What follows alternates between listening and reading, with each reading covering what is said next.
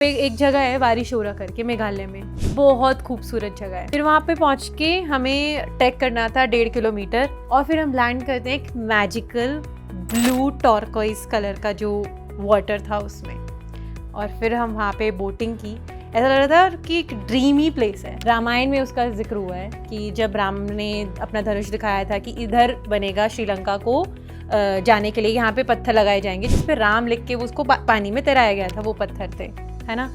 तो ये क्या है, रामेश्वरम से धनुषकोडी तक 10 किलोमीटर का स्ट्रेच है, जो ना एक सिंगल रोड जाती है और वहाँ से जब वो एंड हो रही है, वो last road of the India है, कंचनजंगा रेंज। मैं ऐसे शॉक रह गई देख के, पूरी रेंज क्लियरली दिखाई दे रही है और ऐसा हो गया कि मैं वहाँ कब जाऊँगी।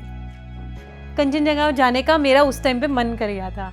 हाँ तो भाई, स्वागत है आप सभी का नए पॉडकास्ट में। आज के पॉडकास्ट में हमारे साथ मौजूद है एक ट्रैवलर वैशाली सैनी। इनके बारे में हम थोड़ा सा बताएं कि ये एक बाइकर हैं, मोटरसाइकिल एंथुजियास्ट, ये एक मोटो व्लॉगर हैं।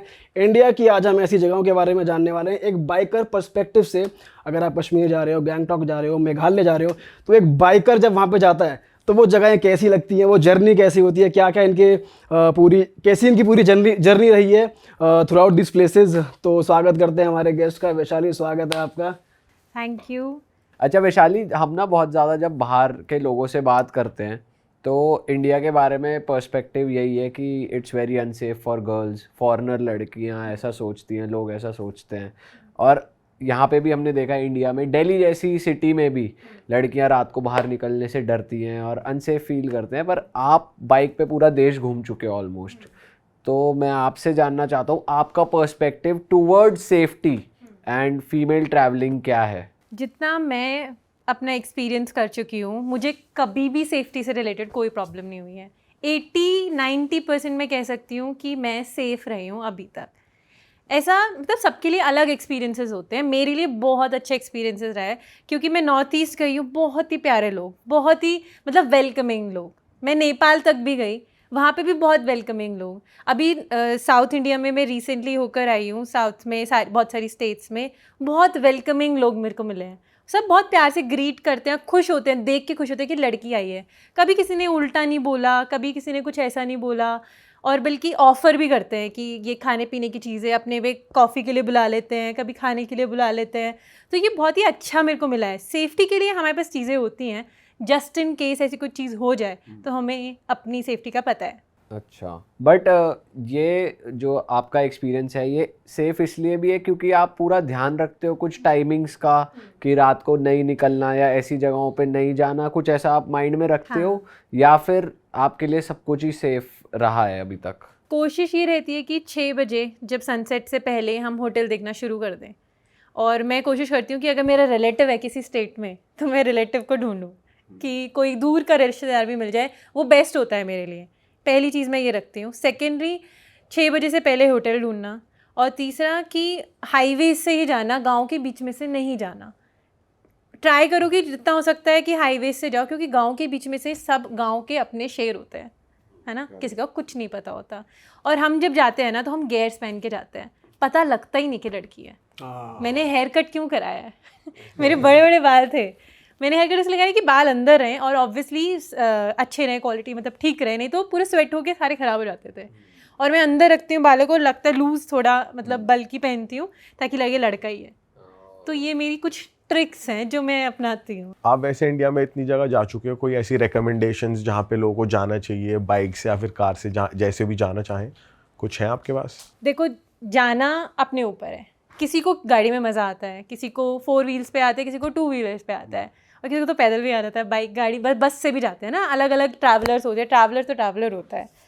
तो अगर आपको बाइक से जाना है तो एडवेंचर पसंद है तो आप सबसे पहले जाओगे ओम पर्वत, ठीक है। एडवेंचर वहाँ कुमाऊँ रीजन में अभी बन रहा है, वहाँ की रोड्स बनी नहीं है, तो आप वहाँ का एक्सपीरियंस अभी कर चुके हो। जैसे अभी आप सुनते हैं ना लद्दाख बन रहा है, कुछ ही साल बचे हैं लद्दाख को एक्सपीरियंस करने के, वो सेम वैसा है। कुमाऊँ रीजन उत्तराखंड में है, आप वहाँ से जाओगे, पूरा रास्ता टूटा हुआ है। जो एडवेंचर एक बाइकर को आएगा ना, वो मैं बता नहीं सकती कि और किसी में आएगा। पूरे रास्ते आप टूटे रास्ते पे जाते हो, फिर वाटर क्रॉसिंग्स आती हैं, कुछ ऐसे रास्ते पे तो पूरा रास्ता धंसता धंसता जाता है, मतलब बाइक भी ऐसे हो जाती है, गिरती है, बहुत बार गिरते हुए जाती है। ये थोड़ी डेंजरस जगहों में आती है। डेंजरस में आता है ये, ठीक है।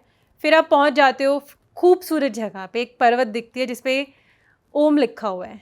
और कितनी अलग बात है कि ओम लिखा हुआ है एक ऐसी पर्वत पे, मतलब आइस है बीच में और उस पर ओम लिखा हुआ है। फिर उससे थोड़ा और ऊपर जाते हो आप, चाइना बॉर्डर देख सकते हो, चाइना दिखता है वहाँ पे, पूरी आदि कैलाश की रेंज दिखती है, विच इज़ मैजिकल। हम देखते हैं उसको इतनी ऊपर जाके 17,000 फीट्स की ऑल्टीट्यूड पे जाके, तो बहुत ही अमेजिंग एक्सपीरियंस रहता कितनी है। देर की जर्नी है ये काफ़ी दिन लग जाते हैं, 2-3 दिन तो लग ही जाते हैं पहुंचने में। अच्छा, तो जब आप 2-3 दिन की जर्नी कर रहे होते हो और जब इतना रिमोट एरिया जहाँ सड़क तक नहीं बनी, तो वहाँ रुकने का और कुछ नहीं है। तो आप लोग बस कंटिन्यूसली राइड करते रहते हो? नहीं, रुक जाते हैं। अब मैं जो गई थी, मैं रॉयल एनफील्ड की टीम के साथ गई थी और हमारे साथ कोलैबोरेशन था आर्मी का और कुमाऊं रीजन का टूरिज्म, तो उनकी हेल्प की वजह से हम वहाँ पे पहुँच पाए। तो अब आर्मी थी हमारे लिए हर जगह जहाँ पर हमें रिफ्रेशमेंट मिले, हम स्टॉप करें, कुछ भी प्रॉब्लम हो रही थी वो हेल्प कर रही थी और हमारी। सोने का कैसे करते हो? आर्मी कैंप्स में रुके थे, वैसे कोई स्पेस नहीं मिलेगी आपको वहाँ पे रहने के लिए। You will have to go up and come down back. Okay. एक गांव है जहाँ पे गूंजी करके एक गांव है, वहाँ पे नाभी वैली भी है, तो वहाँ पे आपको वापस आना पड़ेगा। अगली जगह कौन सी है? बहुत सारी जगह हैं, उनमें से एक खूबसूरत जगह की अगर मैं बात करूँ तो वो है रामेश्वरम में। रामेश्वरम बहुत ही फेमस जगह है, लोग बहुत जाते हैं उधर, क्योंकि धार्मिक लोग ज़्यादा जाते हैं। क्योंकि वो फेमस किस लिए है, क्योंकि रामायण में उसका जिक्र हुआ है कि जब राम ने अपना धनुष दिखाया था कि इधर बनेगा श्रीलंका को जाने के लिए, यहाँ पे पत्थर लगाए जाएंगे जिस पे राम लिख के वो उसको पानी में तैराया गया था, वो पत्थर थे, है ना।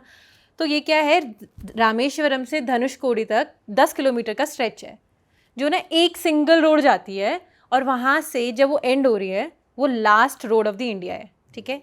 और जो इंडिया की जो रोड एंड हो रही है उसके बाद 30 किलोमीटर्स, आई गेस 13 या 30 किलोमीटर्स के बाद श्रीलंका आ जाता है। तो हम वो जो लास्ट रोड देखते हैं ना, उसके एक साइड में बे ऑफ बंगाल है और एक साइड में इंडियन ओशन है। तो वो एक इतना अमेजिंग एक्सपीरियंस, जैसे आप सोचो कि एक नैरो रोड है और 2 साइड ओशन है, और कितनी सुंदर ब्रीज, हवा वहाँ की अलग से इधर से झोंके आ रहे, इधर से आ रहे, और बाइक पे तो अलग ही मज़ा आता है। और सिंस वो साउथ ऑफ इंडिया है तो मौसम कैसा रहता है उधर? क्या बहुत गर्मी? बहुत ज़्यादा? बहुत गर्मी। तो वो जो हवा चल रही है वो भी गर्म वो होती तो है? उस टाइम तो मज़ा आ रहा था, लेकिन धूप कड़क पड़ रही होती है। टैनिंग जो मैं लेके आई हूँ वहीं से लेके आई थी, अभी रिसेंट ट्रिप थी मेरी, और वहाँ पे मतलब ऐसा था कि आपको मज़ा आ रहा है उस मोमेंट में, बट आपकी गर्मी आपको याद ही नहीं होती। अच्छा। वो बाकी हमें नींबू पानी पीना पड़ रहा था जा जाके। उधर वो वाले पत्थर भी है जो तैरते हैं पानी में? हाँ, है वहाँ पे। हाँ, आपने देखे? नहीं। हम गर्मी की वजह से ही परेशान थे थोड़ा बहुत, लेकिन वही ना, धूप में किसी को चक्कर आ रहे हैं, कोई नींबू पानी पीने पहुंच रहा है, बट हम कितना बाहर वेट कर सकते हैं ना उनके लिए। तो इसलिए था कि हम एक साथ ही रहें, तो हम काफ़ी लोग थे, 4 लोग थे, तो एक साथ रहना पड़ रहा था, इसलिए हम सब कुछ नहीं कर पाए एक्सपीरियंस। सामने का व्यू कैसा था, आप बता रहे थे बाइनोकुलर्स लेके आपने पूरा देखा था। जो वो एंड रोड है वहाँ से हमने बाइनोकुलर्स में देखा, एक ना वो डंडा सा लगा हुआ है, एक झंडा लगा हुआ है बेसिकली, बाइनोकुलर्स में ही दिखेगा, वो ऐसे नहीं दिखेगा, वो श्रीलंका का है, वो बाइनोकुलर्स में ही दिखता है। और वो गिटार शेप रोड है, बहुत ही सुंदर है। ड्रोन शॉट लिया है हमने वहाँ का, और बहुत ही खूबसूरत शॉट आता है वो गिटार शेप, मतलब समझे गिटार कितना क्रेजी दिखता है। तो उसका एक्सपीरियंस इन जनरल ही करना चाहिए या बाइक से कुछ और स्पेशल हो जाता है? बाइक से ज़्यादा मैं रिकमेंड करती हूँ, क्योंकि आप बाइक पे जब होते हो ना, आप फील करते हो हर चीज़, हवा फील करोगे, गाड़ी में क्या फील कर पाओगे? कोई और चला रहा है या खुद भी चला रहे हो, कितना कॉन्शियस हो रहा है। बाइक पे आप अपने में मस्त मगन होते हो एकदम, तो बाइक पे इसलिए हर चीज़। आपने वैसे बाइक पे ट्रैवल करना चूज क्यों किया था? क्योंकि अगर आप मान लो गाड़ी में भी ट्रैवल कर रहे हो थ्रू आउट इंडिया, फिर जितनी भी जगह तुम जा रहे हो, तो बाइक पे ट्रैवल करना, एंड दैट टू तुम लड़की हो, लड़की के लिए थोड़ा डिफिकल्ट हो जाता है if you compare it with boys. कि हाँ चलो, हमने हमेशा सुना कि ग्रुप्स जा रहे हैं तो लॉन्डे ही होते हैं, तो मतलब तुमने बाइक स्टार्ट कैसे किया? वो what was that one thing जो तुम्हें ट्रिगर की कि अब मैं बाइक पे ट्रैवल करूँगी? मैंने बाइक ली थी सिर्फ कन्वीनियंस के लिए, बट बाइक का शौक मुझे बचपन से है। बाइक मैंने 7th ग्रेड में सीख ली थी, और मेरे पास तब थी बैटरी की स्कूटी। तो घूमने का शौक भी है। तो 3 चीज़ें हैं, एक तो घूमने का शौक है, एक बाइकिंग का शौक है, तीसरा है फ्रीडम का। तो शुरू कैसे हुआ था कि मुझे घूमने का शौक है, तो मैंने सोचा कि bike is a powerful thing, और इसको मैं अकेले कहीं भी ले जा सकती हूँ। आई कुड ट्रैवल बाय बस, गाड़ी में मुझे थोड़ी मोशन सिकनेस हो जाती है। कौन सी बाइक से सीखा था आपने? मैंने स्प्लेंडर। अच्छा। लॉर्ड स्प्लेंडर बढ़िया बाइक होती थी, हल्की सी बाइक, मज़ा आ जाता था उस बाइक पे, गली में ही सीखती थी। बट फिर स्प्लेंडर मैंने क्लासिक वगैरह सब चलाई है तब पहले।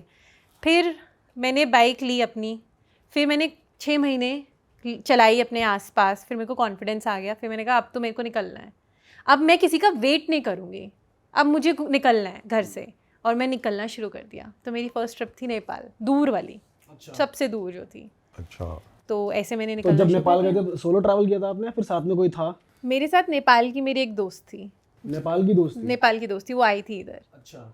तो फिर मैं आई अकेले थी, हम पूरा घूम के आए थे उधर से इधर वापस। तो नेपाल में तुमने कहाँ कहाँ एक्सप्लोर करा बाइक से, और कौन सी जगह है जहाँ पे मतलब लोगों को जाना चाहिए नेपाल में अगर वो? नेपाल में पोखरा नाम से एक जगह है, which is the heart of Nepal. मतलब कोई भी जाएगा, दिल fall in love with that place. It's a lake place, मतलब बहुत सारी लेक्स हैं वहाँ पर। मतलब एक which is the biggest lake, which is the Phewa lake, और वहाँ पे बहुत सारी कैफ़ेज़ हैं उसके अराउंड, और वहाँ पे आप वॉक भी करने जाओगे ना, you will feel something different, अलग वाइब है वहाँ पे। और उसके वहाँ पे बहुत सारी एक्टिविटीज़ है, हॉट एयर बलून है, काइकिंग है, कुछ भी कर सकते हैं, मतलब एक आपने अलग की ही वो है। एक्टिविटीज? हाँ मैंने की है, कैसा था काइकिंग एक्सपीरियंस? किया, तो बहुत मज़ा आया था। हम तो मतलब एक्स्ट्रा फन कर रहे थे। 100 फीट डाउन थी वो लेक, और हम उस पर खड़े थे कायक पे। इमेजिन खड़े होना कायक पे। हम बैठने के लिए उन्होंने स्ट्रिक्टली बोला था कि बैठ के ही करनी है, हमने कहा नहीं, हम करके खड़े होके डांस बेकायदा हमने खड़े होके की। अरे वाह। हाँ बहुत, मतलब एडवेंचर हम खुद लाते हैं। एडवेंचर ना बाइक में, आप पूछ रहे हो ना कि बाइक की क्यों चूज़ की, एडवेंचर कायक का एक एग्जाम्पल है, बट एडवेंचर बाइक में ही आएगा। गाड़ी में आप कंफर्ट रहोगे, जब तक कुछ गड़बड़ नहीं होती ना, कुछ नहीं होता ना, मज़ा नहीं आता। सिंपल राइड पे पहुंच गए, कुछ भी नहीं हुआ तो मज़ा नहीं आता। कुछ एडवेंचर चाहिए, रोड ख़राब चाहिए हमें। और कौन सी जगह है नेपाल में जहाँ जाना चाहिए? नेपाल में एक है जो ऑफ रोड के लिए बेस्ट है, मुस्तांग। मुस्तांग बहुत सुंदर है, वहाँ पे एक जॉम्पसम करके है, जो एक अलग ही, कलर्स नहीं है वहाँ पे, सिर्फ स्काई का ब्लू कलर है और वो पूरा ग्रे है। अच्छा। तो आप ऐसा लगता है आप अलग प्लैनेट पे आ गए। जैसे हम देखते हैं ना कि मून एकदम पूरा वाइट है, ग्रेइश थोड़ा थोड़ा टच आ जाता है, ऐसा सा प्लैनेट। बट वो ऐसा प्लैनेट है पूरा ग्रे है, सब कुछ ग्रे दिखता है, रोड भी ग्रे, क्योंकि रोड तो है ही नहीं वहाँ पे भी, सिर्फ ब्लू स्काई, और इतना सुंदर दिखाई देता है। अलग ही एक्सपीरियंस रहता है, अलग प्लैनेट जैसा दिखता है। तो एक वहाँ का वो है। एक गुंदरुक करके एक जगह है जो नेपाल में बहुत ही फेमस जगह है, एक अलग जी विलेज वाइब आती है वहाँ पे। एक तो ट्रेडिशन बहुत ही अलग है वहाँ के, तो वहाँ पे आप ड्रेसेस वगैरह पहन के अपना अलग एक्सपीरियंस कर सकते हो। फिर है मनांग, वहाँ पे भी लेक है, बहुत ही अलग ही कलर की, बहुत ही सुंदर लेक वहाँ पे देखने को मिलती है। तो ये सब एडवेंचर वाली रोड है। तो यहाँ पे जाने के लिए बाइक ही बेस्ट चीज़ है जाने के लिए, या फिर लोकली अगर कोई आप प्लेन से उतर रहे हो वहाँ, तो आप लोकली भी घूम सकते हो वहाँ पे? देखो गाड़ी से भी जाते हैं लोग, वही 4x4 जाएगी, आप भर के जाओ या अपनी पर्सनल लेके जाओ। बट लोग दूर दूर से आते हैं वहाँ पे कि हम 2 व्हीलर को रेंट करें और वहाँ से जाएं। स्पेशल मेरे ख्याल से Nepal is famous for renting bike and और एक्सप्लोरिंग। वहाँ पे कौन सी बाइक सक्सेसफुल है? बुलेट जैसी हैवी बाइक्स? बिल्कुल भी नहीं, वहाँ पे या तो एक्सपल्स चलेगी या फिर हिमालयन आर द बेस्ट। और हिमालयन की Xpulse। क्या स्पेशलिटी है? हिमालयन एक अपने आप में एक ऐसी मशीन है कि कहीं पहाड़ पे चढ़ा दो। अच्छा, हाँ मतलब मेरे को तो उसी में मज़ा आता है। लाइट वेट भी है वो? नहीं, नहीं, हैवी है। 196 उसका इनिशियल वेट है। अब एक्सेसरीज लगा के 200 कुछ हो जाता है, फिर वेट रख दो तो 200-250 से ऊपर क्रॉस हो जाता है। तो उतना हम लेके चलते हैं। और उस तरफ भी आती है कुछ डेंजरस रोड्स, जैसे आप नेपाल गए थे तो? Nepal is famous for dangerous roads. कौन सी रोड ऐसी कोई आई थी वहाँ जब पे? मैं मुस्तांग जा रही थी, रोड्स इतनी थी, पतली पतली रोड्स होती है वहाँ पे। पहाड़ इधर है, इतने पतला रोड है, कौन किधर से गिर जाए कुछ नहीं पता वहाँ पे, ऐसा है। तो आपके साथ कभी हुआ है नहीं। मतलब एक्सीडेंट्स या इंजरीज? ऐसा मैंने ना अरुणाचल में देखा था। अरुणाचल में हम एक ऐसी डेडलीस्ट रोड पे गए थे जो पूरी स्लशी थी, वहाँ पे रोड्स नहीं है उधर भी। तो अरुणाचल का वो वाला पार्ट है, एक तो बहुत फेमस है तावांग, जहाँ की roads still better, but there is another place Menchuka के नाम से वो फेमस है। आप बिलीव ही नहीं करोगे जिस रोड से आप जा रहे हो कि आप ऐसी खूबसूरत जगह पे पहुँच जाओगे। तो वो जो रोड जाती है वहाँ पे, रोड्स ना अभी बन रही हैं, ये वो स्टेज पे है कि काट रहे हैं, अभी पहाड़ वगैरह कट रहे हैं, अभी बने ही नहीं है, कुछ भी नहीं बना है, तो स्लश है सब कुछ। तो वहाँ से हम गए हैं और बहुत खतरनाक रोड। हम 3 लड़कियां थी एक रात में, शाम 6 बजे की बात है, और हम 3 लड़कियां जा रही थी, मेरी फ्रेंड, हम तो राइडर्स हैं और एक ओकेशनल राइडर है। तो वो तीसरी जो लड़की थी वो मेरे ख्याल से 20 बार गिरी होगी। 20 बार? हमने गिना था, 19 और 20, ठीक है। वो गिरी होगी, उसके पास क्लासिक 350 थी, इतनी बार गिरी, उसकी बाइक ख़राब हो गई, ब्रेक नहीं लग रहे हैं, सब कुछ, मतलब लाइट्स टूट गई, सब कुछ ख़राब होता गया। वो 20वें बार तो रोने बैठ गई। रोई उससे पहले भी थी, लेकिन उस टाइम एक ऐसा मोमेंट आ गया, वो रो के साइड में बैठ गई कि मैं इससे आगे जाऊंगी ही नहीं। क्योंकि उसके साथ हमें क्या करना पड़ता, उसकी बाइक हमें पकड़ के नीचे ले जानी पड़ रही थी, क्योंकि वी कुडंट डू इट पूरे रास्ते ऐसे, और कोई बस्ती नहीं थी वहाँ पे। 30 किलोमीटर के बाद कोई बस्ती आती थी, और हमें ऐसी सिचुएशन में थे कि अब उसको रोते हुए भी नहीं देख सकते और यहाँ भी नहीं सुला सकते, रोड के साइड में अंधेरा था, अगर आप लाइट बंद कर दो ना आप कुछ नहीं देख सकते, कुछ भी। और मैं तो वहाँ पे सब कुछ बंद करके वो भी एक्सपीरियंस किया कि ये क्या, ये कहाँ हूँ मैं ऐसे हो रहा था, क्योंकि हम साथ में नहीं चल पा रहे थे, स्लशी था, आपको एक थ्रॉटल दे के निकलना पड़ता है, क्योंकि आप रुक नहीं सकते, गिरोगे। तो थ्रॉटल दे के मैं आगे वेट करती थी कि वो कब आएंगे, और लाइट बंद नहीं कर सकती, पूरा पिच अंधेरा पूरा। फिर क्या हुआ, वो रोने लग गई। फिर हमें कोई 2 लोग दिखे आगे गाड़ी में थे, एक ब्रिज था, वहाँ पे लोग खड़े थे, अपना कुछ हंटिंग वगैरह कुछ कर रहे होंगे, कुछ काम कर रहे थे अपना। फिर मैं गई उनके पास, उनको बोला कि हमें ना हेल्प चाहिए, हमारी एक दोस्त है उसको लग गई है, ऐसा बोला, बाइक ख़राब हो गई है। सो उन्होंने बोला कि बस्ती ना 5 किलोमीटर आगे है, और उस रास्ते पे 5 किलोमीटर आगे, मतलब बहुत आगे। तो फिर हाँ, वो गाड़ी में बैठी, वो एक बंदा उसमें से बाइक चला के लेके गया, हम उन बस्ती वालों के घर पे रुके हैं, रात में पहुँचे हैं। वो कैसे रोते रोते गई है, और सुबह उठ के बोलती है कि मेरे को तो यहाँ नहीं रहना, तुम लोग भी, हम 2 जो लड़कियाँ थी, कि तुम लोग भी वापस चलो, ये बहुत रिस्की रास्ता है, और लिटरली रिस्की था। फिर उसने हम ऐसे हो गए कि या तो ये वापस जाओ या आगे चलो। फिर हमने सोचा अगर इसको ओवरकम नहीं किया तो हम कभी कर ही नहीं पाएंगे ना, फिर अगर आज डर के वापस चले जाएंगे तो फिर आगे कैसे रास्ते खुलेंगे हमारे। उस चैलेंज को तो हमने एक्सेप्ट किया, और हमने कहा हम तो जाएंगे, तुम वापस चली जाओ। उसकी बाइक हमने उसमें टो करवाई, और वो उसमें गई, जो वहाँ की सुमो चलती हैं वहाँ पे, तो सुमो में बैठ के वो वापस गई। सुबह हम सोए हैं वहाँ पे किसी लोकल के घर पे, गद्दे बिछवा के, उनके ऐसे, खाना भी पता नहीं कैसे सा खाया लोकल। तो वो लोग फ्रेंडली थे, अच्छे थे, वेलकमिंग थे, बढ़िया थे? हाँ, एक ही आंटी थी वहाँ पे, तो काफ़ी वेलकमिंग थी, अच्छी थी। हाँ, तो मतलब अच्छा लगा, बहुत प्यारे लोग हैं, मतलब प्यार से बात करते हैं बहुत ही ज़्यादा।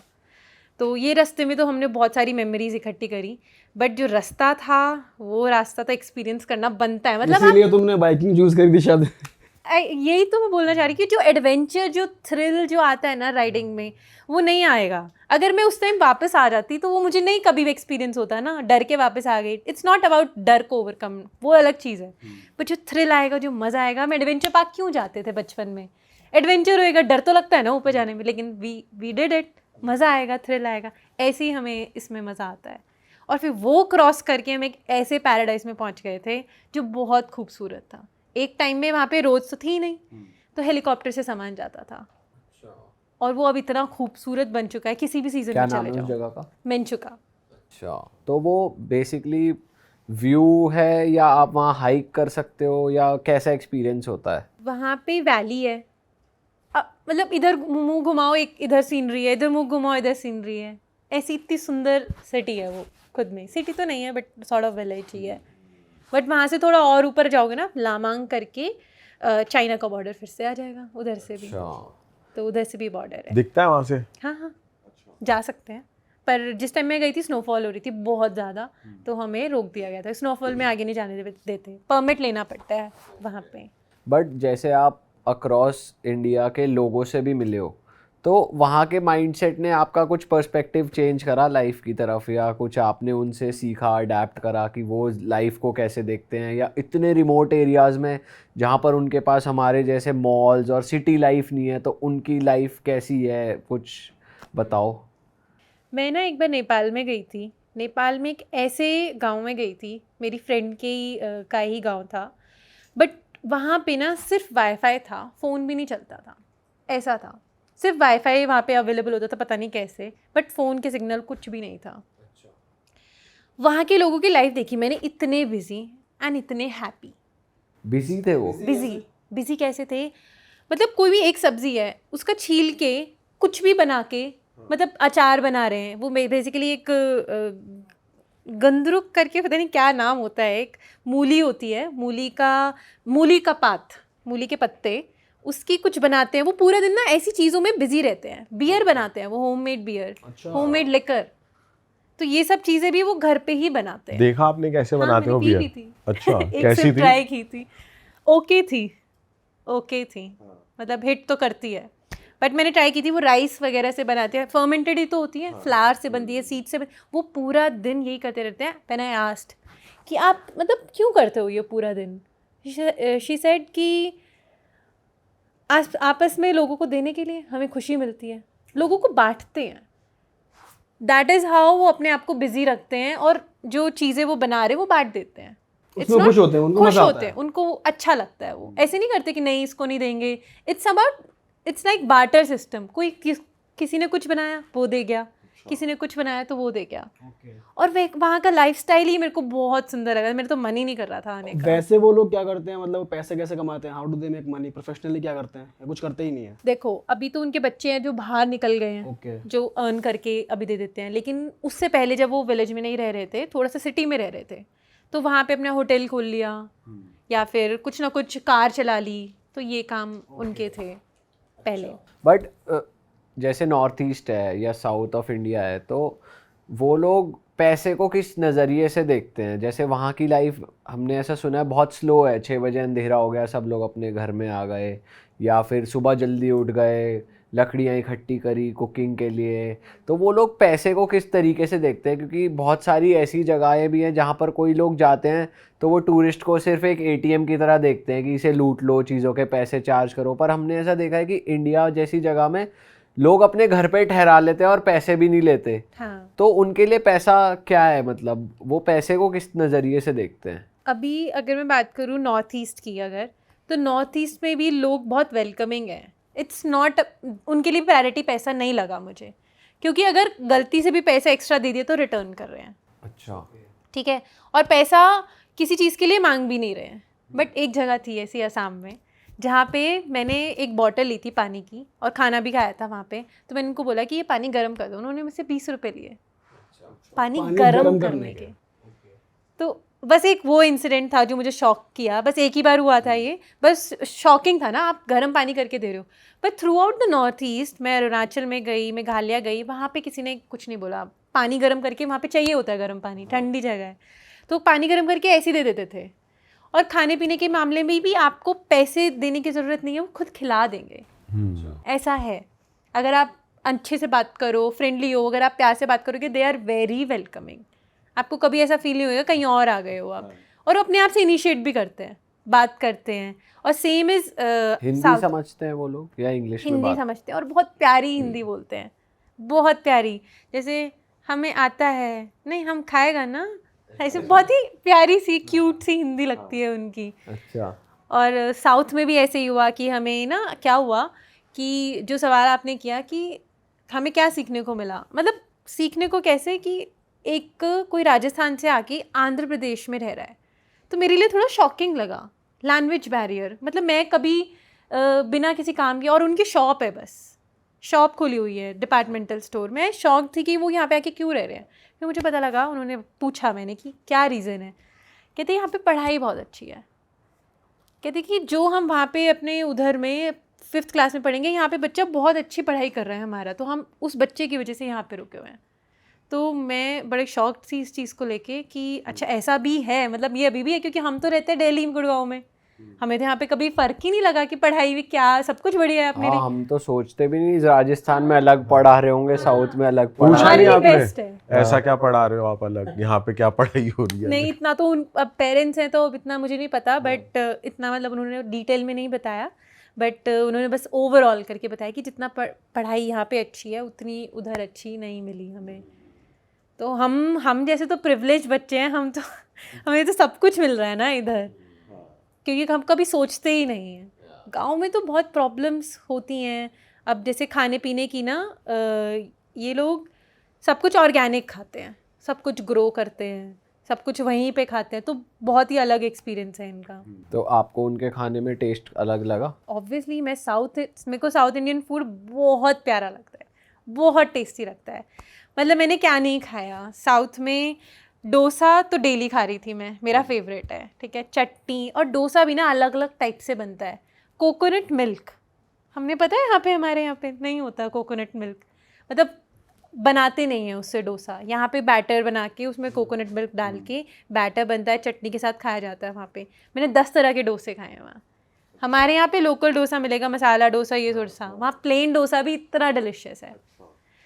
तो एक तो फर्मेंटेड फूड होता है, डाइजेस्ट बहुत अच्छे से होता है। तो मैंने through out my journey of south मैं बहुत ही खुश रही खाने में। नॉर्थ दिल्ली साइड तो ये डोसा वगैरह ही चलता है वैसे, और कोई ऐसी स्पेशल डिश साउथ इंडियन जो आपको पसंद आ गई हो, जो हर किसी को ट्राई करनी हो? बेस्ट है, एक बनाना रोस्ट होता है। अच्छा। बनाना रोस्ट को कैसे बनाया जाता है कि बनाना ले लेते हैं पील करके उसको, और एक स्टार्च, कॉर्न स्टार्च होता है, मैदा होता है, और इंग्रेडिएंट्स होते हैं बहुत सारे जो कि मेरे को भी नहीं पता है क्यों। और फिर ना उसको उसमें डिप करके और उसको ना तला जाता है तेल में, और फिर उसको खाते हैं।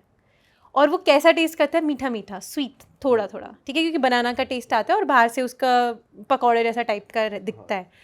क्या टेस्ट करता है! फिर मेरी फ्रेंड ने मुझे कैसे टेस्ट कराया, चिकन के साथ। I couldn't even imagine. मैंने कहा क्या बोल रही है, चिकन के साथ ये मीठा बनाना? उसने मुझे खिलाया और बहुत टेस्टी लगा। और वो खाली उसके चटनी के साथ भी खाया तो वो भी अच्छा लगा। तो ये एक डिश है जो मेरे को बहुत ही अच्छी लगी वहाँ की, और ये सिर्फ केरला में ही मिलती है। केरला की फेमस क्या डिश है, नाम था इसका? बनाना रोस्ट। तो भाई अगर आप लोग जा रहे हो तो ज़रूर ट्राई करें। और नॉर्थ ईस्ट साइड का फूड अगर आप रेकमेंड करना चाहो ऑडियंस को, वहाँ क्या बढ़िया? नहीं, नॉर्थ वो अच्छा नहीं लगा। क्या खाते हैं वो लोग मोस्टली? राइस खाते हैं मोस्ट ऑफ द टाइम्स, क्योंकि उनका यही खाना है। और बहुत ना वैसा खाना खाते हैं, नॉन स्पाइसी, नहीं स्पाइसी खाते हैं, बट ना नमक कम है। बहुत ही कैसा खाना बताऊँ मैं, मतलब चटपटा खाते हैं ना हम लोग, तो वो बिल्कुल वो ही, मसालेदार नहीं है, थोड़ा फीका फीका टाइप है। बट स्पाइसी होता है, फीका खाना बट स्पाइसी। मोमोज वगैरह मिलते हैं और बढ़िया? नहीं, अभी तक तो मुझे अच्छा एक्सपीरियंस नहीं मिला। तरफ तो तगड़े मिलने चाहिए, क्योंकि मैं बहुत वीक हो गई थी, नॉर्थ ईस्ट गई थी, बहुत पतली हो गई थी, बहुत ज़्यादा पतली। कितना टाइम के लिए थे तुम नॉर्थ ईस्ट में? 1-1.5 महीना। अच्छा। तो मैं बहुत पतली हो गई, क्योंकि मैं मतलब खाना पेट भर के तो खा रही थी, लेकिन मेरी बॉडी एक्सेप्ट नहीं कर रही थी, क्योंकि हम खाते हैं रोटी। रोटी तो मिल ही नहीं रही थी मुझे। रोटी मिल भी रही थी तो 1 बार मिल गई, 2 बार मिल गई, हफ्ते में 3 बार मिल गई, बस ऐसे था। चिकन मिल रहा था, मतलब रेस्टोरेंट्स इतनी इजीली अवेलेबल नहीं थे? रेस्टोरेंट्स थे पर उतने अच्छे नहीं थे। जब आप बाइक राइड करके जाते हैं नॉर्थ ईस्ट जैसी जगहों पे 1-1.5 महीने के लिए, या फिर कोई भी दूर जगह जाते हैं, तो ऐसी क्या एसेंशियल चीज़ें हैं जो एक राइडर को रखनी चाहिए अगर कोई प्लान कर रहा है अपनी रोड ट्रिप बाइक पे? तो कुछ चीज़ें आप बताना चाहते हैं यार, ये तो अपने साथ लेकर ही जाओ। अगर हम बाइक से रिलेटेड बात करते हैं तो बाइक की बहुत सारी चीज़ें हैं जो हमें रखनी चाहिए, जैसे क्लच केबल हो गया, पंचर किट हो गई, और टूल किट्स रखनी चाहिए, ठीक है। तो ये बेसिक है। बाकी आप आपकी बाइक के अकॉर्डिंग कोई भी चीज़ें रख सकते हो, ये तो बेसिक है। और अपनी सेफ्टी के लिए अगर हम रखते हैं तो हम पेपर स्प्रे रख सकते हैं, और एक छोटा सा पॉकेट नाइफ रख सकते हैं। और ये भी ना, पॉकेट नाइफ भी अलग अलग चीज़ों में आता है। एक उसमें आता है, कार्ड होता है ना जैसा हमारा, कार्ड में आता है, एक पेन में आता है। तो ये इजी एक्सेसिबल वाले, और एक जो पुलिस के पास एक डंडा होता है ना, वो वाला बहुत ही हार्ड डंडा होता है, वो खोल के मार देते हैं ना, वैसा वाला रख सकते हैं। कभी मौका लगा ऐसा यूज़ करने का तुम्हारे ट्रिप पे? अभी तो नहीं करना, और करना भी नहीं है, मैं चाहती हूँ हो ही ना ऐसा। पर ये सब चीज़ें, और रेडी रहना है, सेल्फ डिफेंस कैसे, क्योंकि हर टाइम ना कभी कभी ऐसा होता है कि हम घूमती रहती हैं चीज़ें, अगर ऐसा कुछ लगता है ना तो ये उस टाइम पे आती रहती है, जैसे पंखा गिरेगा तो क्या करना है हमें। तो वैसे ही हमें घूमती रहती कि अब अगर कुछ होए तो हमें क्या करना है, तो कहाँ पे क्या चीज़ें रखी हैं, एक्सेसिबल रखनी चाहिए। और बाकी तो अपना कपड़े वगैरह हैं, जितने मिनिमल ले जा सको उतना है। और मैं लड़की हूँ तो ज़्यादा ले जाती हूँ, तो हमारा अलग हिसाब है। तो लड़के तो कम ही ले जाते हैं, 2 कपड़ों में भी काम चल जाता है। बाकी ये रेन कवर्स लेके जाओ, शूज़, चप्पल, और ये सब तो नॉर्मल क्लोथिंग है जो ले जाते हैं। और उस वे में क्या आप रेकमेंड करते हो कि जैसे लड़कियां ट्रैवल कर रही हैं या ग्रुप में या बाइकर्स हैं, तो वो होटल में रहें या एयरबीएनबी ले, हॉस्टल्स रहें, मतलब क्या ज़्यादा सेफ रहता है? अब जिन जगहों पे मैं गई हूँ वो थोड़ी ना गांव वाली जगह है, वहाँ पे आपको हॉस्टल नाम की चीज़ ही नहीं मिलेगी। अच्छा। मैं उसमें रही हूँ होम स्टे में। होम स्टेज ही मिलते हैं आपको नॉर्थ ईस्ट में। तो वो कैसे बुक करते हैं या कैसे मैं तो पता वहीं चलता जाके है? करती हूँ क्योंकि नेटवर्क भी नहीं मिलते मोस्ट ऑफ द टाइम्स, वहाँ पे कॉल भी नहीं लग पाती है। बट एप्स हैं इसके लिए कि आप यहाँ से भी कर सकते हो? अच्छा, डायरेक्ट नंबर होना चाहिए या तो वहाँ का, मतलब अब तो मुझे मिल गए नंबर्स काफ़ी जगह के, बट मैं वहाँ पे एक जगह है वारीशोरा करके मेघालय में, बहुत खूबसूरत जगह है।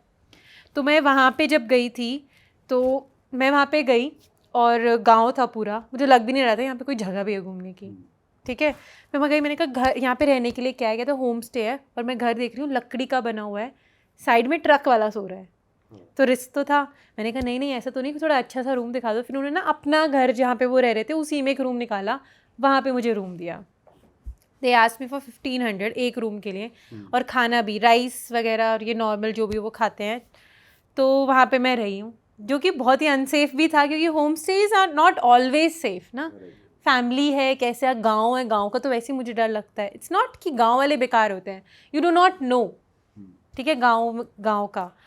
फिर हम अगले दिन, मैं उसी जगह की बात करी वारीशोरा में, अगले दिन हम वहाँ से जाते हैं 13 किलोमीटर की ट्रैक, नॉट एग्जैक्टली ट्रैक, एक रूट जाता है वहाँ से। आप 4x4 जा सकते हो या फिर आप जा सकते हो, मेरी जगह क्रेज़ी है तो बाइक से जाएगा, मेरे पास ऑप्शन था, but I went by bike.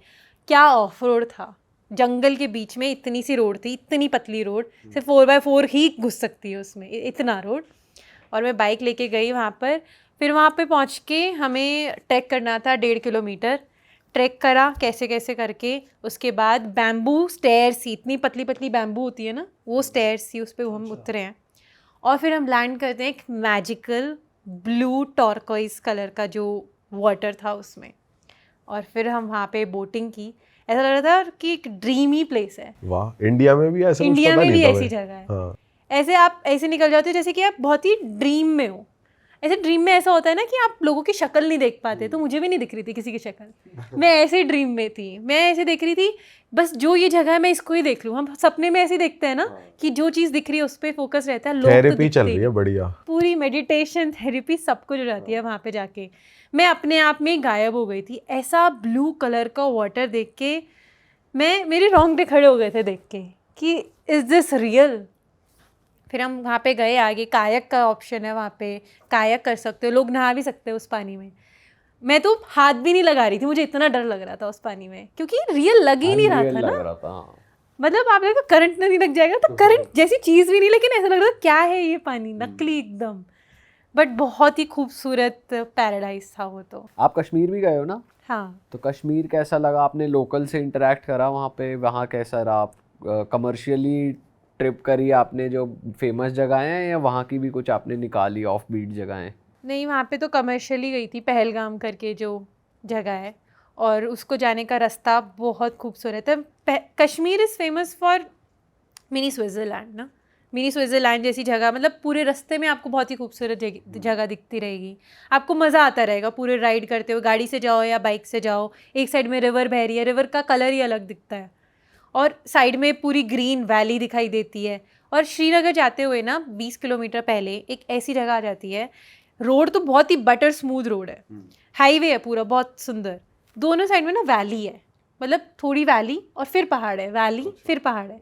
और जो वो वैली है उसमें पैडी फील्ड्स हैं, फील्ड है, और उस पर जब सनसेट हो रहा था, एक बार की बात है, सनसेट हो रहा था और वो गोल्डन ग्रीन दिख रही थी वैली, और सामने दिख रहा है सनसेट ऑरेंजिश, और वो दिख रहा था एक अलग प्लैनेट। मैं रोकी, मैंने बाइक, मेरी फ्रेंड्स आगे निकल गई थी, मैं उतार के हेलमेट वहाँ पे खड़े हो गए, डांस करने लग गई। पता नहीं क्यों मेरे को लग रहा था मैं एक अलग प्लैनेट पे आ गई हूँ, क्योंकि आप देखो ना, इधर माउंटेन, वैली, गोल्डन ग्रीन, सामने पिंक, ऑरेंज, येलो, सारे कलर सामने, और आप बाइक राइड कर रहे हो ऐसी जगह पे। मैं मन में ये सोच रही थी एक अलग ही प्लैनेट पे मैं हूँ। बहुत खूबसूरत है वो, श्रीनगर से थोड़ा सा पहले पड़ता है, बहुत सुंदर है, वन मस्ट गो, और सनसेट के टाइम पे जाओगे तो बेस्ट है। उस जगह का कुछ पर्टिकुलर नाम है? नाम तो मुझे एग्जैक्टली याद नहीं, क्योंकि हम तो मैप लगा के क्या उस पर देखते हुए जाते हैं, श्रीनगर आ गया, 20 किलोमीटर आगे था ऐसे। अच्छा, तो जैसे आप कश्मीर में बाइक लेकर जा रहे थे तो बहुत सारे चेक पोस्ट और बहुत सिक्योरिटी ऐसा था, या मतलब राइड करने में दिक्कत हो रही थी, या फिर सब सही था? मतलब अब क्या सीन है उधर? अब तो देखो, मैं गई थी जब पहलगाम का अटैक नहीं हुआ था, उससे कुछ महीने पहले। तो तब सब कुछ अच्छा था। चेकिंग होती है विच इज़ गुड, हम खुश होते हैं चेकिंग होती है। और वहाँ के लोग भी मेरे को फ्रेंडली लगे अनएक्सपेक्टेडली, क्योंकि डर लगता है ना श्रीनगर जैसी जगह में, कश्मीर जैसी जगह में किसी का कुछ भरोसा नहीं होता, ऐसे डर बना रहता है हमारे अंदर भी। मैं 2-3 बार गई हूँ कश्मीर, लेकिन डर था। लेकिन हम एक जगह पे ना खाने रुके, वेज होटल था, तो वहाँ पे ना वेज होटल और ब्राह्मण का किसी का था, लेकिन ना उस बंदे ने किसी मुस्लिम के घर पे खोला हुआ था वो शॉप, और मुस्लिम का घर पीछे ही था वो जो लोग थे। तो एक तो ये देख के मेरे को बहुत खुशी हुई कि यहाँ पे सब भाई भाई की तरह है, ठीक है, मेरे को बहुत अच्छा फील हुआ। और फिर वो लोग भी आए, हमने उनसे बातें की और बहुत ही वेलकमिंग लोग लगे। उन्होंने अपने अपना घर दिखाया, हम हमें अपने अंदर लेके गए, घर में अंदर खाना पीना कराया हमारा, और हमें इनवाइट किया कि आप यहीं पे स्टे कर जाओ। तो ये चीज़ भी मेरे को भी नहीं पता था कश्मीर में जाके मैं एक सा एक्सपीरियंस करूँगी, तो बहुत ही मस्त लगा ये चीज़ देख के कश्मीर के लोगों की, तो मज़ा आया। कश्मीरी चाय ट्राई करी आपने? वो बड़ी फेमस कावा होती चाय, है, ट्राई करी? हाँ, श्रीनगर में जब मैं उसमें थी बोट में, क्या कुछ शिकारा में जब हम स्टे कर रहे थे, हमने एक नाइट शिकारा में स्टे की थी, तो सुबह सुबह आया एक बंदा और लेके आया कावा चाय। मैंने 1 कप तो पी ली, 50 रुपए की थी वो। और वो पीने के बाद मुझे बोला भैया यहीं रुक जाओ एक सिप लेके यहीं रुक जाओ, पी के रे एक और दे के जाओ। क्या मज़ा, बहुत टेस्टी लगती है। और मैं जब नॉर्थ ईस्ट गई थी ना, तो मैंने ना दूध की चाय शिफ्ट कर दी धीरे धीरे करके। मैंने क्या हुआ, दिल्ली से निकली थी, यूपी में मेरे को मिल गई चाय। मैं चाय पीती थी पहले, मिल्क टी चाय पीती थी। यूपी मैंने क्रॉस कर लिया, मिल गई चाय ठीक ठाक। फिर मैं गई बिहार में थी दूध की चाय, दूध में चाय पत्ती डाल के मेरे को दे दी। मेरे से तो पी नहीं गई, मैं तो वापस ये लो वापस। और जाती गई ना, तो चाय उतनी गंदी होती गई। अच्छा। मैंने वो चाय में से दूध ही निकाल दिया, मैं आ गई थी ब्लैक चाय। मैं फिर ब्लैक टी पीने लग गई और रेड टी पीने लग गई थी। और वहाँ मिलती है लाल चाय, नॉर्थ ईस्ट में आप कहीं चले जाओ लाल चाय मिलेगी आपको, बहुत ही टेस्टी लगती है। वाटर बेस होती है वो? हाँ, वाटर बेस, दूध नहीं होता। तो फिर उसकी आदत ऐसी लग गई, फिर मैंने उसकी नॉर्थ ईस्ट की राइड के बाद आज तक दूध की चाय पी ही नहीं है। अच्छा, इतना हो गया, और मेरे को गए हुए काफ़ी टाइम हो गया। आप उस साइड भी गए हो, नागालैंड साइड? नागालैंड नहीं गई क्योंकि उस टाइम पे कुछ क्राइसिस चल रहे थे उस साइड। और मणिपुर भी नहीं गए क्योंकि वो ये 2 स्टेट्स का अलग ही हिसाब चल रहा था, तो उस टाइम पे मैं नहीं गई। बाइक पे और कौन सी जगह एक्सप्लोर करी है आपने उत्तराखंड या फिर हिमाचल प्रदेश में जो आपको बढ़िया लगी हो? मैंने जो सबसे फेमस है, जैसे अटल टनल, मनाली जाते हैं, वो तो एक अलग ही पैराडाइज है। अटल टनल आप क्रॉस करो, आप एक अलग ही उसमें निकल आते हो। तो और एक सबसे अच्छी बात मनाली की क्या लगती है, मुझे मनाली वैसे पसंद क्यों नहीं है ये जानना बहुत ज़रूरी है, क्योंकि वो है एक कमर्शियल प्लेस और वहाँ पे टूरिस्ट इतने भर के आते हैं। लेकिन जब आप वहाँ से थोड़ा सा आगे निकल जाते हो, जिस्पा की साइड निकल जाते हो या कोकसर की साइड निकल जाते हो, तब आप आ जाते हो अलग जगह पे। वहाँ पे आपके माउंटेन्स ना कितनी दूर होते हैं, एक रोड है, उसके बाद आपको माउंटेन, इतना बड़ा आइस केप माउंटेन देखने को मिल जाता है इतना पास में जाके। तो बेस्ट चीज़ वहाँ की ये लगती है मुझे, तो वो तो अलग ही चीज़ है। और कौन कौन सी ऑफ बीट ऐसी जगहें हैं साउथ में, नॉर्थ में, ईस्ट में जो अभी तक हमने कवर नहीं करी पर आपको बहुत सुंदर लगी थी? और एक और बड़ी खूबसूरत जगह है जो है मुन्नार केरला में है। मुन्नार एक ऐसी जगह है, आपके दोनों साइड में ना टी प्लांटेशन है और एक रोड जा रही है, आप उस पर राइड कर रहे हो और ठंडी हवा आ रही है। वहाँ का मौसम कुछ भी नहीं है, मतलब आपको नहीं पता है, 1 सेकंड में बारिश है, 1 सेकंड में मिस्ट है, 1 सेकंड में धूप है, ऐसा है। लंदन बना हुआ है, लंदन में भी ऐसी होता है। अच्छा। पता ही नहीं चलता कब बारिश कब धूप, ऐसा है, पहाड़ों में ऐसा देखा है। बट मुन्नार हिल स्टेशन है ना वहाँ का, तो बट कंपैरेटिवली केरला में ऊपर जाके है, तो वहाँ का मौसम अच्छा रहता है। अब आप एक जगह पे अगर मुन्नार में देखते हो ना, तो आपको एक कलर का प्लांटेशन नहीं दिखेगा, हालांकि एक ही कलर होता है प्लांटेशन का, क्योंकि एक जगह से लाइट आ रही है, यहाँ पे दिखेगा आपको लाइट ग्रीन, अच्छा, इधर दिखेगा लाइट नहीं आ रही, बादल है, इधर दिखेगा डार्क ग्रीन, इधर कोई और कलर दिखेगा। तो ऐसा पूरा ना वेरिएंस दिखता है अगर आप एक जगह पे भी देख रहे हो तो ये बड़ी खूबसूरती है वहाँ की। और फिर अगर एक ऐसी रोड पे जाना है जो नेवर एंडिंग रोड है, वो है गैप रोड। मुन्नार में एक बड़ी सुंदर जगह है गैप रोड। एक ऐसी रोड है, आप जाते जाओगे, स्मूथ रोड है, बटर रोड, एकदम स्मूथ रोड। आप जाते जाओगे, आपका मन ही नहीं करेगा ये रोड ख़त्म भी होए। और मज़ा आ जाता है दोनों साइड में ग्रीन ग्रीन बुशेस देख के, टी प्लांटेशन, और वहाँ पे शाम को बैठ के चाय पीना, क्योंकि अब वहाँ गए हो तो चाय नहीं पियोगे तो क्या करोगे। बट जैसे मुन्नार केरला का हिल स्टेशन टाइप है, तो जैसे नॉर्थ इंडिया के हिल स्टेशन होते हैं वहाँ पे एक मॉल रोड होती है जहाँ सब घूमने जाते हैं, कमर्शियल जो है, तो साउथ के हिल स्टेशंस का कैसा क्या होता है वहाँ पे देखने के लिए? ऐसे ही होता है, यही जो गैप रोड बता रही हूँ। अच्छा। ये गैप रोड एक उसमें है, बट जैसे हमारे यहाँ बट तो वहाँ मार्केट पे होती बड़े है। बड़े रेस्टोरेंट्स और ये सब नहीं होता है? नहीं नहीं अच्छा। नहीं, ये नहीं है। इधर जो मैं बता रही हूँ ना गैप रोड, यहाँ पे छोटी छोटी टी स्टॉल्स हैं, खाने पीने के छोटे छोटे स्नैक्स हैं, बट बड़ा कुछ भी नहीं है, वो शाम होते भाग जाते हैं वहाँ से। अच्छा। ऐसा है, बट सिटी में है मेन। बट ये जो मैं बता रही हूँ ये तो अलग ही चीज़ है। यहाँ पे आपको सिर्फ टी गार्डन्स देखने को मिलेगी, इधर हिल्स भी है, और उस टी गार्डन के बीच में रॉक्स भी पड़े हुए हैं ब्लैक ब्लैक कलर के, बहुत सुंदर दिखाई दे रही है। सोचो ग्रीन ग्रीन है और लाइट ग्रीन दिख रहा है, कहीं डार्क ग्रीन दिख रहा है, और उसके बीच में ब्लैक कलर के रॉक्स पड़े हुए अलग अलग साइजेस के, एक अलग ही वो दिखता है ना, पूरा ग्राउंड दिखता है, उसके बीच में से हम घूम रहे हैं, तो मज़ा आता है। बेस्ट सीजन कौन सा है इन जगहों पे जाने का? देखो साउथ जा रहे हो तो कभी भी चले जाओ मेरे ख्याल से। अगर आप मानसून के बाद या मानसून के बाद जाओगे तो बेटर है, क्योंकि लैंडस्लाइड वगैरह सब हो चुका होगा, वहाँ पे भी लैंडस्लाइड होती है। अच्छा। मुनार वालपराय करके जगह है एक, वो भी सिमिलर जगह है, यहाँ पे भी लैंडस्लाइड होती है। ऐसा नहीं है साउथ में लैंडस्लाइड्स नहीं होती है, रोड टूट जाती है। तो monsoon is unsafe bit, but monsoon के बाद जाएंगे तो बेटर, क्योंकि ग्रीन दिखेगा ना सब कुछ, तो ये बेटर रहता है। बाकी अगर आपको साउथ घूमना है तो आप किसी भी टाइम चले जाओ, क्योंकि गर्मी तो मिल रही है। अच्छा, और नॉर्थ ईस्ट जाने का भी मानसून के बाद? मानसून के बाद या मानसून से पहले, क्योंकि जो भी मैं सुंदर जगह बता रही हूँ ना, इनके जो पानी ब्लू कलर के होते हैं ना, ये सब कलर चेंज हो जाता है मानसून में। तो और ये अक्टूबर नवंबर दिसंबर तो वहाँ स्नो वगैरह भी होती है या नहीं?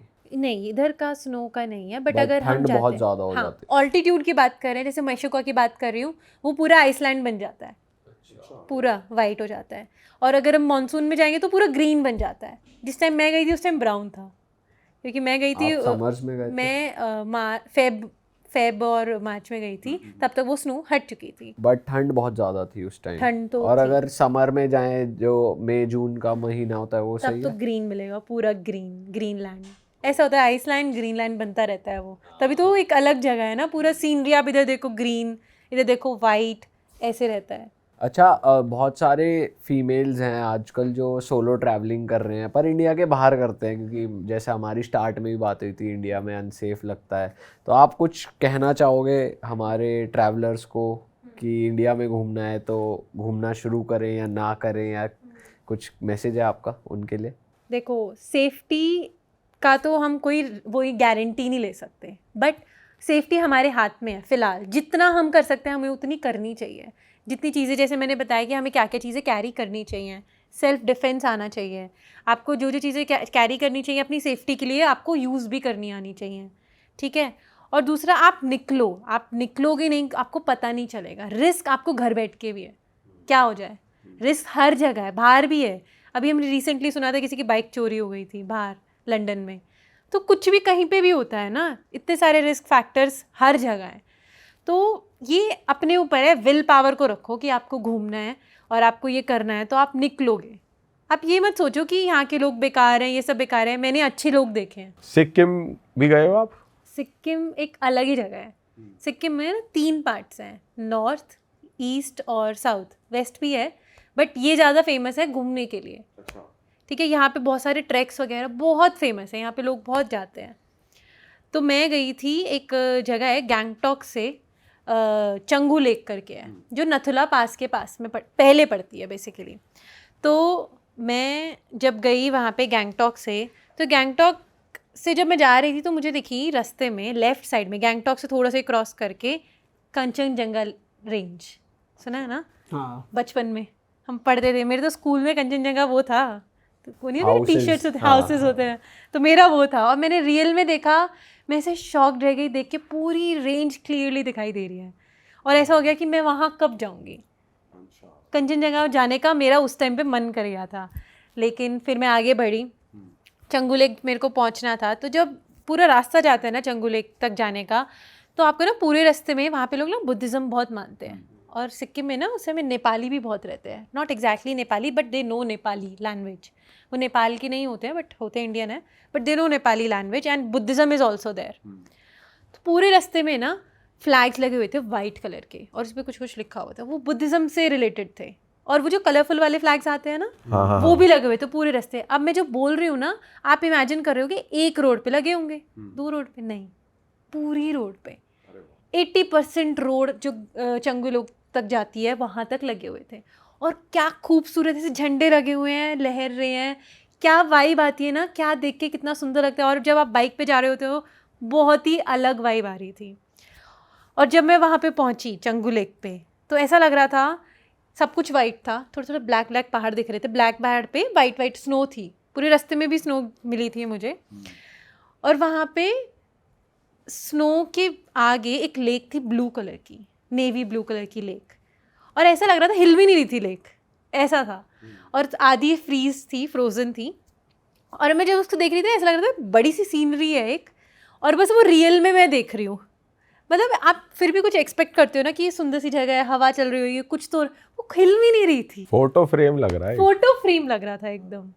तो अलग ही मज़ा आ रहा था उसको देख के। मैं एकदम ऐसे ना स्टन्ड हो जाती हूँ, मैं खो जाती हूँ उन चीज़ों में, ऐसे मैं बैठ जाती हूँ काफ़ी देर देख के, वो एक्सपीरियंस करती हूँ कि मेरे को क्या मिला।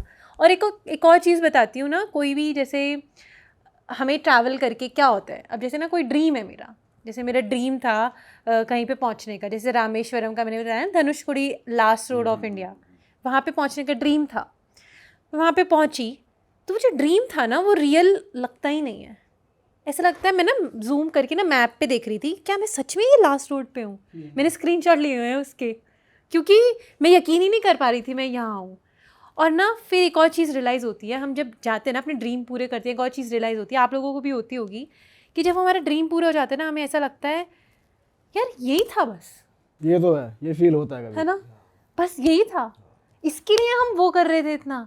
वो जो फीलिंग आती है ना कि यार आप ना सिर्फ एक्सपीरियंसेस के लिए बने हो, तो घर मत बैठो, एक्सपीरियंसेस करो। सही बात है, क्योंकि life is all about experiences and realisation. आप खुद ही रियलाइज़ करते चले जाओगे। अब मैंने ये ट्रैवल किया, एक्सपीरियंस किया, तभी तो मुझे अपने लाइफ के बारे में, अपनी चीज़ के बारे में पता लगा ना। It's all about experience. कुछ नहीं है तो महंगी गाड़ी ले लेगी, ये कर लेगी, कुछ नहीं मिलेगा। मतलब एक डिज़ायर वगैरह को पूरा कर लेगी, कुछ नहीं मिलेगा। बट तू एक्सपीरियंसेस करेगी ना, तो अपने बारे में जानेगी, अपने सेल्फ रियलाइजेशन होएगा बहुत चीज़ों का। तो ये सब चीज़ें मैंने बहुत ज़्यादा एक्सपीरियंस की हैं। और इन्हीं फेजेज़ में एक ऐसा फेज़ भी आया कि आई क्राइड। क्योंकि क्या होता है कि एक तो आप बहुत दूर होते हो अपने घर से, वो एक अलग फैक्टर है।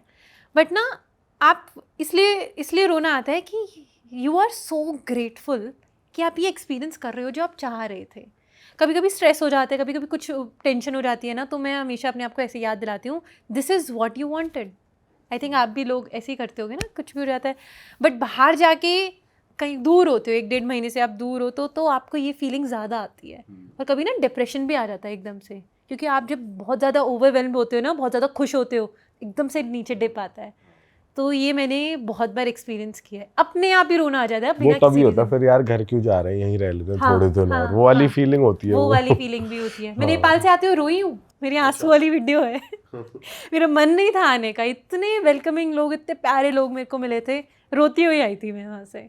मजा आ गया यार आपसे बात करके, और ऐसा मन कर रहा है अभी फ्लाइट बुक करके जरा अभी चलते हैं। घूम के अभी भी आए। फ्लाइट ही बुक करोगे? यार हम तो फ्लाइट ही बुक कर पाएंगे, इतना पेशेंस नहीं आया अभी तक कि जैसे आप बता रहे हो साउथ इंडिया तक जाना, तो वो एक बहुत पेशेंस की ज़रूरत है यार। बाइक राइड आप कर रहे हो, कभी ट्रैफिक मिल रहा है, कभी बारिश मिल रही है, तो ये भी कमेंडेबल जॉब है, मैं तो यही कहूँगा। हमारा तो बेसिकली ये है कि सीधा पहुँचो और सीधा एक्सपीरियंस करो, पर्दा हटे और आप नज़ारा देखो। वो कहते हैं ना, सफ़र खूबसूरत है मंजिल से भी।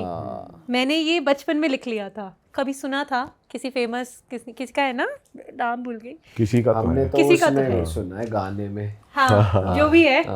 बट मैंने कभी बचपन में सुना था 7th-8th ग्रेड में, तभी मैंने अपने उस पे लगा लिया था, लिख लिया था, लिख के अपने रूम में लगा लिया था, और उसी को मैं फॉलो करते आई हूँ। सफ़र मेरे लिए बहुत इंपॉर्टेंट है। डेस्टिनेशन पे जाके आप वही वाली बात हो जाएगी ना, आप यही करना था आपको, मज़ा तो एडवेंचर तो पूरे रास्ते में आया है, तो वो वाली चीज़ है।